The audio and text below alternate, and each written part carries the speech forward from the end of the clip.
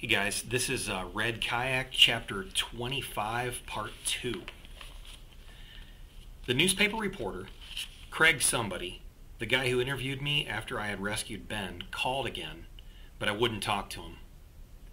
He wrote a story anyway.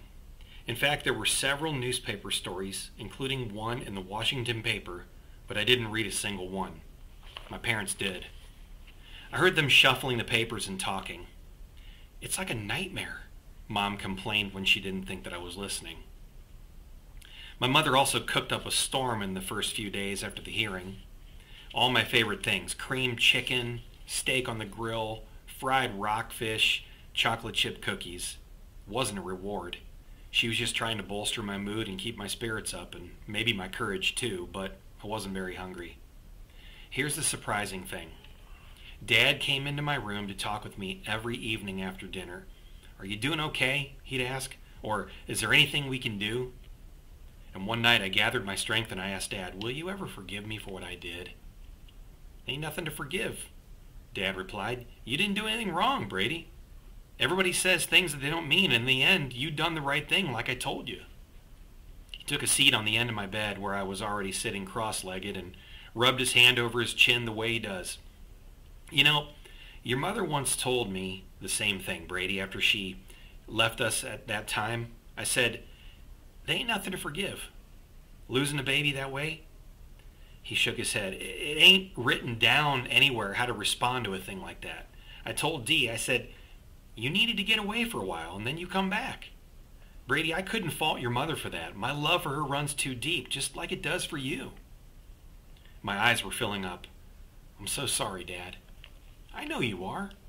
And Dad reached over and touched my knee. And I didn't mean for you to have to pay all this money for a lawyer either. I'll bet it costs a lot, too." "It's not important, Brady." He tried to put me off.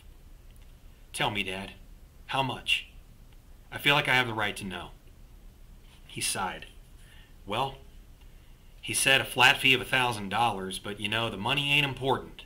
"No, the money is important," I objected as I reached behind me under my pillow for an envelope with $1,200 in it.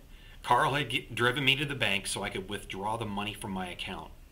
It was everything that I had earned from Mrs. D'Angelo that summer. "Please, Dad, take it," I said, offering the envelope. "No, Brady, please."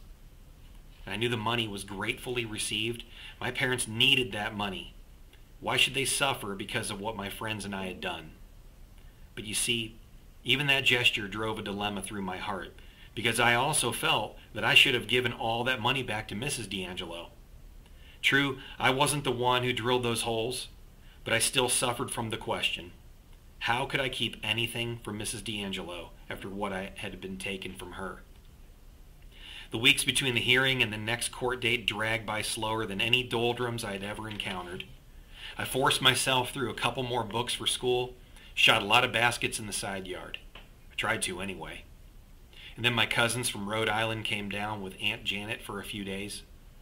We went into D.C. one afternoon to the Smithsonian, and Mom took us down to Ocean City for a day at the beach, where we built a sandcastle with Emily and jumped around in the waves. At the Boardwalk amusement park, Kevin and I rode a few rides and ate funnel cakes. But the upcoming court date hung over my head like a dark cloud, and none of the rest of that summer was any fun. When my relatives were packing up to leave, I asked Auntie Janet if I could give Tiny Tim to Emily. She okayed it right away, and Emily was thrilled. She loved that hamster, while for me it was just a sad reminder. During that same time, the juvenile services staff made reports to the court on Digger and JT. The three of us were not allowed to see or talk to one another, not that we would have. So I don't really know what they did for those 4 weeks. I do know that they were both on home detention, which meant they couldn't go anywhere except to a doctor appointment or to their lawyer's office. An electronic bracelet on their ankle monitored their every move. If they went outside a certain radius of their telephone or tried to take the ankle thing off, the authorities would immediately be notified, and they would be picked up and put in jail. From what Mr. Anderson said, they even had to shower with that ankle thing on. But I knew that they wouldn't take it off. Mr. Griswold and Mr. Tyler might have considered removing that ankle bracelet, but not Digger or JT. And the darndest thing, I kept remembering something Ben said and I could not get it out of my head. He said it the afternoon I had babysat for him and we watched The Lion King. Now, if you've ever seen that movie, you know that toward the end, the hyenas turn against the villain, Scar, and they attack him. When this happened in the film, Ben had looked up at me and he said, "Why are they doing that, Bwady?" I had a mouthful of popcorn, but I told him, "Because he's bad." Well, Ben must have gone on to think about it for a full 30 seconds. "No," he had disagreed, screwing up his little face and shaking his blonde hair. "I almost forgot what we'd been talking about." "Scar's not bad," Ben said. "He's just being mean." That's the end of chapter 25.